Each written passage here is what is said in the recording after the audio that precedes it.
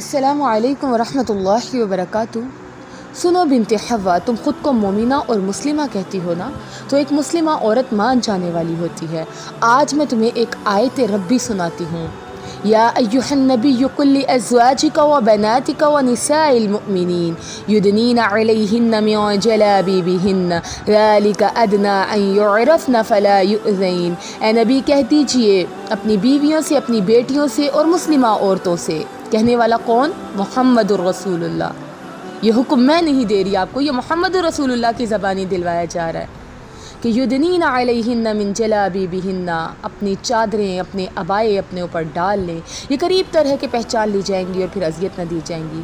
بتاؤ، کیا اس حکم ربی کو سننے کے بعد بھی تم میں سرتابی کی جرت ہے؟ کیا تم رب کی آیات کے ساتھ مقابلہ کر سکتی ہو؟ میری عزیزہ، کیا تم اللہ رحمان کے حکم کا انکار کر سکتی ہو؟ وہ جو رب تم سے بے تحاشا محبت کرتا ہے، وہ تمہیں کسی اذیت میں نہیں دیکھنا چاہتا، تبھی تو تمہیں سب سے بچا کے رکھنا چاہتا ہے کہ کوئی میلی نگاہ تم پہ نہ پڑے۔ وہ تمہیں معزز بنا رہا ہے۔ ذرا تصور کرو اس کی محبت کا جس کا دعویٰ وہ قرآن میں کرتا ہے۔ تم خود کو عیاں کر کے عزتیں تلاشنے چلی ہو، جبکہ وہ سورۃ نساء میں کہہ رہا ہے فَإِنَّ الْعِزَّةَ لِلَّهِ جَمِيعًا، بے شک عزت ساری کی ساری اللہ کے پاس ہے۔ کیا اس سے بغاوت کر کے تمہیں عزت مل سکتی ہے؟ کیا اس کے حکم کی سرتابی کر کے تم اس کے مقابل کھڑی رہ سکتی ہو؟ کیا عذر تراشو گی روز محشر؟ ابھی وقت ہے، سنبھل جاؤ بنت حوا، کہیں ایسا نہ ہو کہ میدان حشر میں کف افسوس ملنا پڑے۔ کیا جواب ہوگا تمہارے پاس جب رب سب کے سامنے کھڑا کر کے پوچھے گا أَلَمْ تَكُنْ آيَاتِي تُتْلَى عَلَيْكُمْ فَكُنْتُمْ بِهَا تُكَذِّبُونَ؟ کیا تم پر میری آیات نہ پڑھی جاتی تھی اور پھر تم اسے جھٹلا دیتی تھی؟ ہاں، یقیناً تب یہی جواب ہوگا رَبَّنَا غَلَبَتْ عَلَيْنَا شِقْوَتُنَا وَكُنَّا قَوْمًا ضَالِّينَ۔ اے ہمارے رب، ہم پہ بدبختی غالب آ گئی اور ہم گمراہ تھے۔ تب افسوس کا کوئی فائدہ نہ ہوگا۔ آج ہوش کے ناخن لو، سنو تمہارے لب پہ فردوس بری کی دعائیں ہیں، تو جان لو جنت محض آرزوؤں سے اور تمناؤں سے نہیں ملا کرتی۔ اس کے لیے پرپیچ راہوں سے گزرنا پڑتا ہے، اس کے لیے نفس کے خلاف چلنا پڑتا ہے۔ اتباع نفس اور منمانیاں تمہیں تباہی کے دہانے تک پہنچا دیں گی اور بالآخر تمہیں جہنم میں گرا دیں گی۔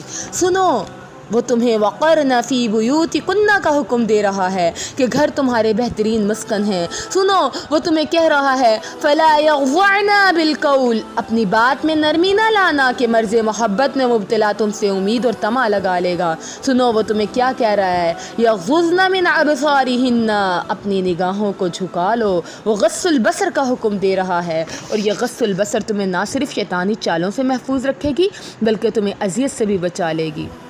سنو، یہ پردہ، یہ حجاب رکاوٹ نہیں، یہ تمہیں آزاد کرتا ہے دنیا کی بری نظروں سے، ہوس سے، اذیت سے، دھوپ سے، بیماری سے، مہلک وائرس سے۔ یہ تمہیں بچاتا ہے۔ یہ لباس تقویٰ ہے، یہ تمہیں پاکیزگی دیتا ہے، تمہیں متقی بناتا ہے۔ یہ محض چادر یا عبایا یا کپڑے کا ٹکڑا نہیں ہے، یہ اس بات کی دلیل ہے کہ تم رب کی آیات تھامے، اس کا حکم مانے، خود کو ڈھانپے، جنت کی راہ پہ گامزن ہو۔ اور ہاں، اگر تم یہ نہیں کرتی تو ذرا بتاؤ مجھے، کیا تم رب کی آیات کا مقابلہ کر سکتی ہو؟ کیا یہ جسم تمہارا ہے؟ کیا یہ اعضاء تم نے بنائے یا تمہارے رب نے تمہیں پکے پکے عنایت کر دیے؟ نہیں میری بہن، یہ امانت ہے اور امانت کے بارے میں سوال ہوگا، پوچھ ہوگی۔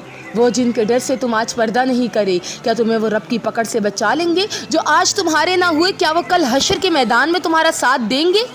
کیا روز محشر وہ تمہارے سفارشی بن جائیں گے؟ کیا تمہارے حق میں آواز اٹھائیں گے؟ ان سب سوالوں کا بس ایک ہی جواب ہے کہ وقتی لذت، تھوڑی سی خوشی اور لوگوں کو راضی کرنے کے لیے آخرت کو داؤ پہ نہیں لگانا چاہیے۔ اللہ زیادہ حقدار ہے کہ اس سے ڈرا جائے، جبکہ وہ قرآن میں شکوہ کنا بھی ہے ما قدر اللہ حق قدرہ، لوگوں نے اللہ کی ویسے قدر ہی نہ کی جیسے قدر کرنے کا حق تھا۔ سنو، رب تم سے شکوہ کر رہا ہے، اس کی لاج رکھ لو، اس کا مان رکھ لو۔ آج سب کی پرواہ چھوڑ کے رب کو عزیز کر لو، یقین مانو عزتیں تمہاری قدم بوسی کریں گی۔ اپنا آپ رب کے سپرد کر دو، کیونکہ تم رب کی امانت ہو، تمہیں خود کو چھپا کے ہی رکھنا ہے۔ جزاکم اللہ خیرا کثیرا۔